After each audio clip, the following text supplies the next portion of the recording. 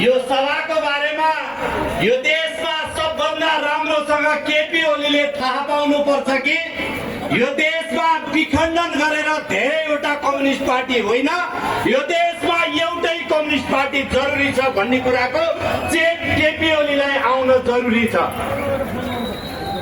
यो देशमा जनार्दन शर्माहरूलाई थाहा हुनुपर्छ, आफ्नो भइराखेको घर भत्काएर यो देशमा नयाँ समाज बन्दैन, नयाँ पार्टी बन्दैन।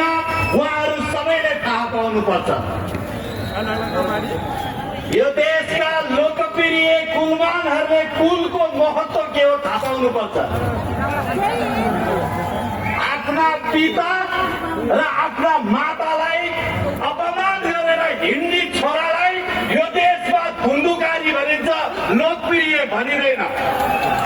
यो कुलमानहरूले थाहा पाउनुपर्छ। यो देशका जेनजी युवाहरूले थाहा पाउनुपर्छ। 2072 सालमा तत्कालीन नेकपा माओवादी केन्द्र र अध्यक्ष कमरेड प्रचण्डले यो देशमा पूर्ण समानुपातिक निर्वाचन प्रणाली, प्रत्यक्ष निर्वाचन प्रणाली र संसद भन्दा बाहिरबाट मन्त्री छान्ने प्रणाली संविधानमा लेख्नु भन्ने कुरा केपी ओली र शेरबहादुर देउवाहरूले थाहा पाएको भए, त्यो लेखेको भए आज 76 जना मानिसहरू यो देशमा मर्नु पर्ने थिएन, जेनजीहरूले बलिदान गर्नु पर्ने थिएन। यो उनीहरूले थाहा पाउनु पर्ने, उनीहरूको चेतनामा चेत आउन पर्ने यो सभाको सन्देश हो। यो देशमा बालेन र हर्कहरूले अँध्यारो निन्द्राबाट बिउजाउनु पर्छ। तपाईलाई बालेन भनेर चिनाउने व्यवस्था यो देशको पूर्व प्रधानमन्त्री, यो देशका गणतन्त्रका प्रथम प्रधानमन्त्री पुष्पकमल दाहालको नेतृत्वमा भएको जनयुद्ध र जनआन्दोलनले निर्माण गरेको संघीयताको कारणले हर्कहरूले थाहा पाउनुपर्छ। तपाईँलाई पहिचान भनेर नारा लाउँदै देशभरि हिँड्न पाउने व्यवस्था ल्याएको, संघीय व्यवस्था ल्याउने दिशा यो देशका यो गणतन्त्रको नायकहरू हुन्। यो देशको गणतन्त्रको नायक, यो देशको गणतन्त्रको पिता नेपाली कम्युनिस्ट पार्टीका आदरणीय संयोजक पुष्पकमल दाहाललाई म महत्त्वपूर्ण मन्तव्य राखिदिनको निम्ति यो सभामा हार्दिक अनुरोध गर्दछु।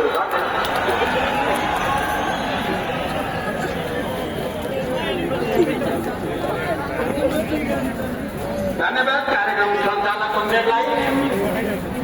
यो विचार भव्य र सभ्य पार्टी एकता सन्देश सभाका अध्यक्ष कमरेड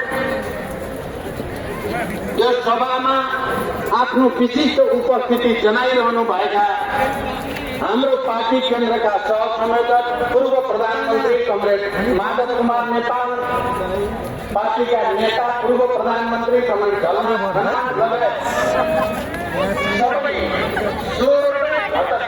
संगठनको नेपाली कम्युनिस्ट पार्टीमा एकताबद्ध हुनुभएको छ।